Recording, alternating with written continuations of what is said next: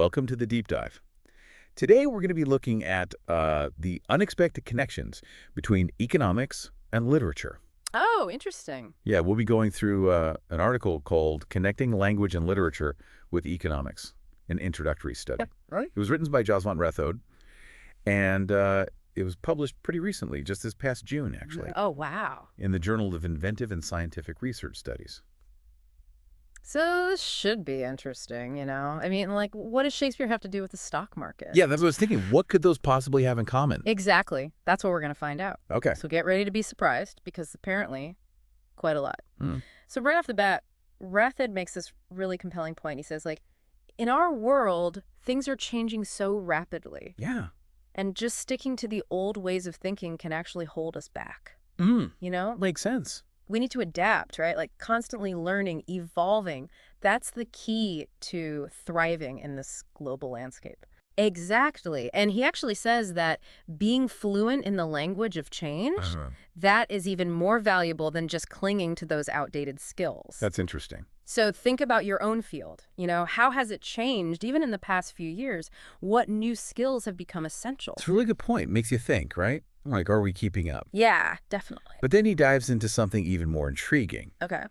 How language itself can be an economic tool. And this is where this whole idea of the economics of language comes into play. Okay. So Rathod, along with other researchers, are finding that your language skills, like how well you can communicate, can directly impact your earning potential. Wow. So it's more than just being a good talker. Right? There's actual research from Canada and the U.S. showing that people who speak multiple languages tend to earn more.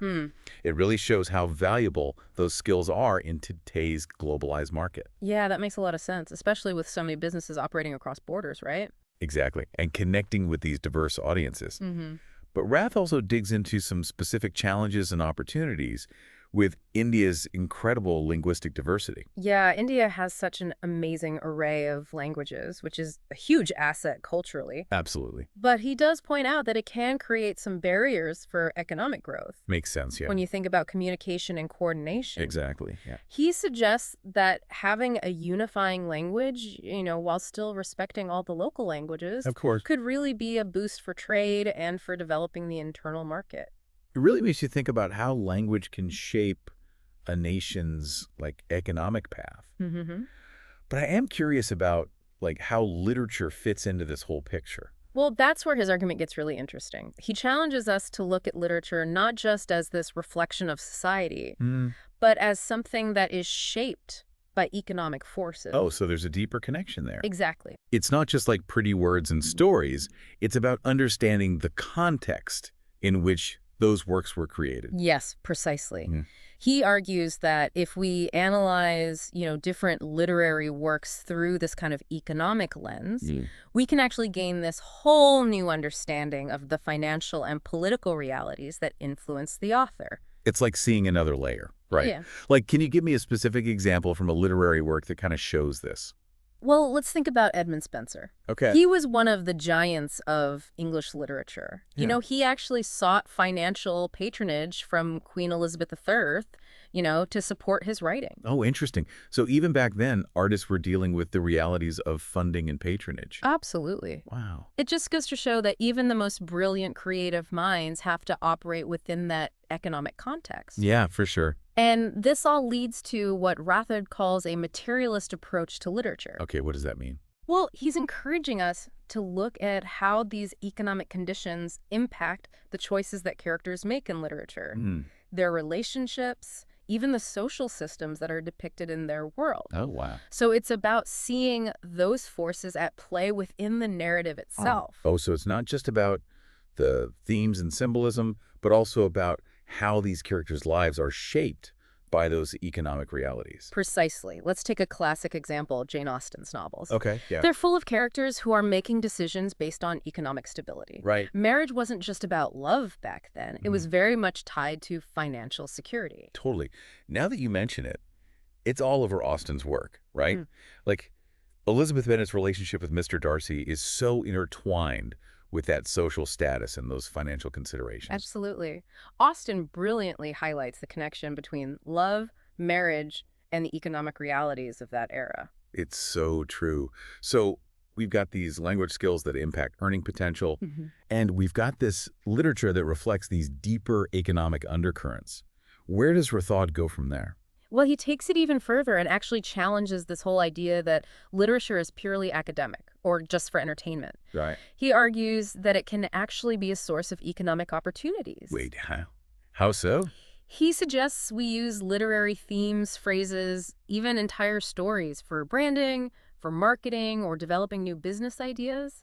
It's about seeing the economic potential within those creative works. I love that, like thinking outside the box, finding these unexpected connections. Right, and he gives this really compelling example. Bollywood director Vishal Bhardwaj has had huge commercial success Yeah. by adapting Shakespearean plays into these hit movies. Right, like Omkara, which was based on Othello, right? Exactly. That's a perfect example, taking classic literature, reimagining it to create economic value in this totally new way. Exactly. It really makes you think differently about the possibilities of storytelling and its potential impact, even beyond just art and entertainment. Absolutely. It's crazy to think that something like a Shakespearean play could actually be the seed for a successful business venture. Yeah, it really challenges that whole traditional idea that creative fields like literature are somehow separate from like the world of commerce and economics. Right, like they can't coexist. Exactly. But Rathod's argument really suggests that they can not only coexist, but actually enhance each other. There's a real synergy there. Yeah. He's saying that creativity and economic thinking can actually go hand in hand, which is interesting. But how do we apply this idea of using literature for economic gain? Well, Rathod gives us a few starting points. Okay. He suggests we can look to literature for inspiration for branding and marketing campaigns. So using famous quotes or like literary themes to Well, connect with consumers? exactly. And think about how many brands already use storytelling in their advertising. That's true. They're always trying to evoke emotions and create a narrative, which is essentially what great literature does, right? Right, yeah. It tells stories that resonate with us on a deeper level. So by tapping into those existing narratives and themes, brands can create that sense of connection with their audience. Exactly. And he suggests we can go even further. We can even use literary concepts to develop completely new business ideas. Oh, okay. Now I'm really curious. How would that work?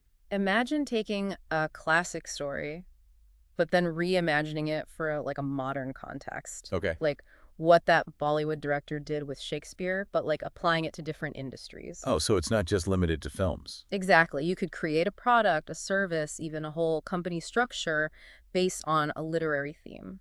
So taking the power of storytelling and applying it to business in these really innovative ways. That's what's so cool about his argument.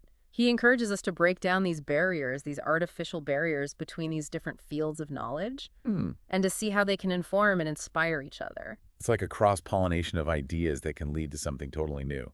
Exactly. And I think that's often where real innovation comes from. Yeah. You know, when we step outside those usual ways of thinking and start making connections between things that don't seem related at all.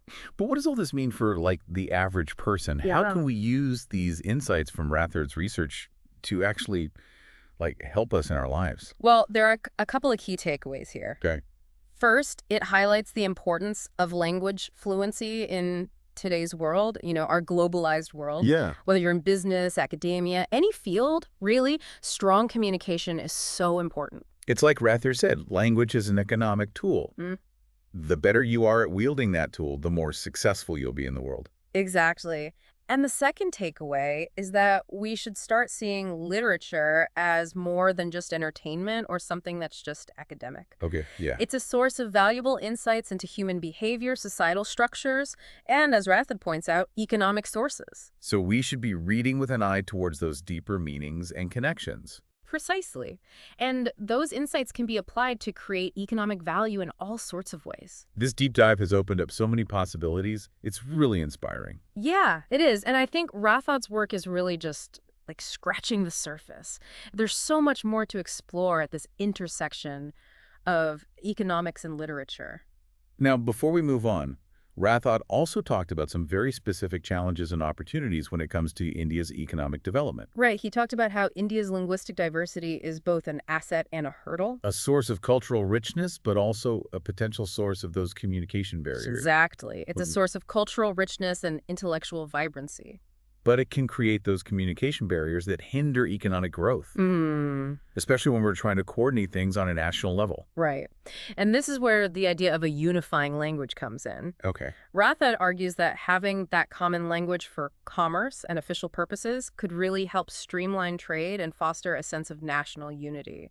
But he's not saying we should abandon all our local languages, right? No, absolutely not.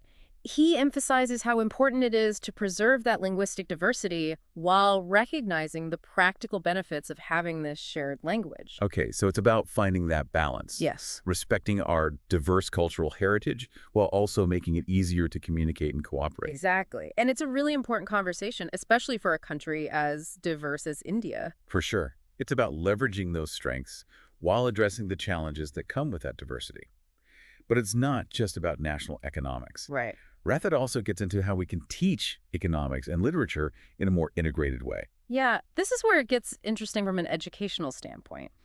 Traditionally, they've been taught in these very separate silos. Like two completely different universes. Exactly. But Rathod says we need to break down those silos and help students see the connections between these two fields. So instead of just analyzing a novel for its literary merit, we could also explore the economic context in which it was written. Right.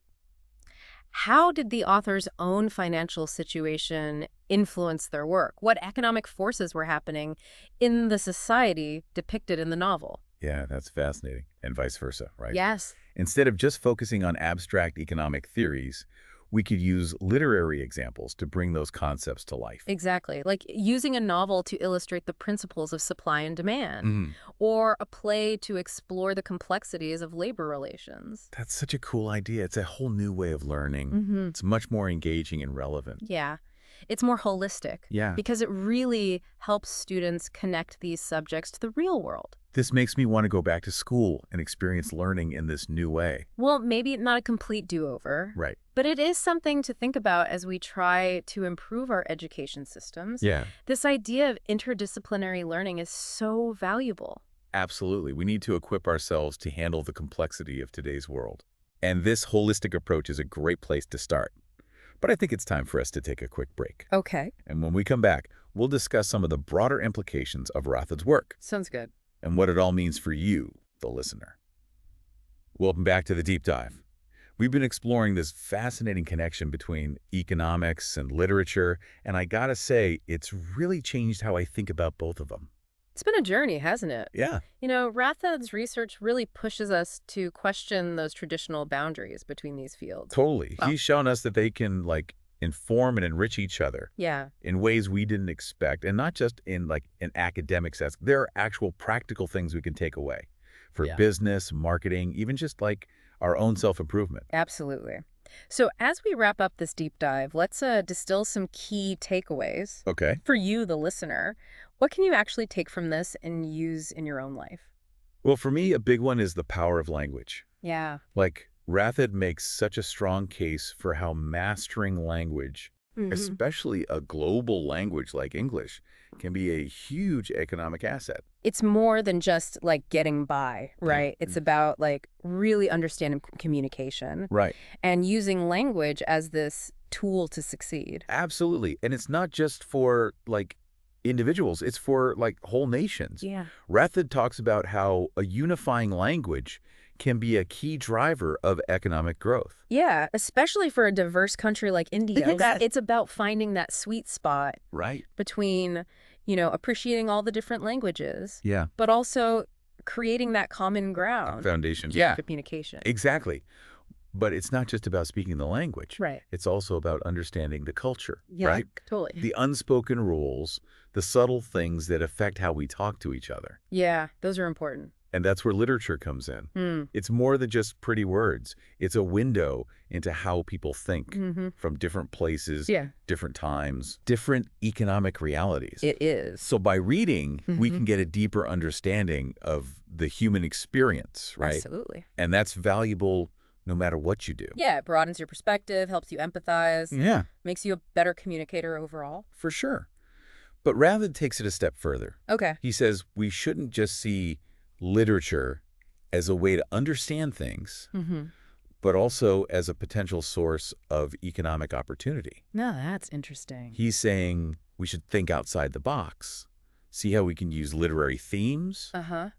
Adapt stories for today, Yeah.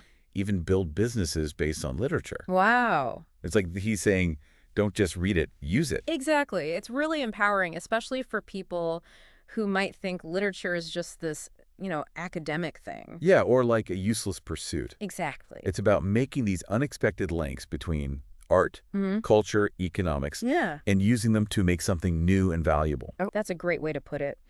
So, as we wrap up, I want to ask you, the listener, Okay. what's caught your attention? What stands out from this whole exploration? Maybe you're rethinking your own communication skills, or seeing that classic novel in a new way. Yeah. Or maybe you're inspired to start that business based on your favorite Shakespeare play. Who knows? Whatever it is, we hope this deep dive has made you want to keep exploring. Keep asking questions. Keep making those unexpected connections. It's been such a thought-provoking journey. We've learned that economics and literature are way more connected than we usually think, Totally. and that mastering language is a huge tool for success in today's world. Absolutely. And for me, one of the most interesting takeaways is this idea of looking at literature through like an economic lens. Yeah. It opens up all these new ways of understanding characters and stories and how storytelling shapes our world. It really does. So as you go about your day, Mm. think about the economic forces that shape the stories around you. Yeah, good idea. Pay attention to how people use language to persuade, to inform, to entertain, to make money. Keep those dollar signs and those Shakespeare quotes in mind. And if you want to go deeper, check out Jasvant Rathod's full article, Connecting Language and Literature with Economics, an introductory study. Keep diving deep, folks. There's always more to discover.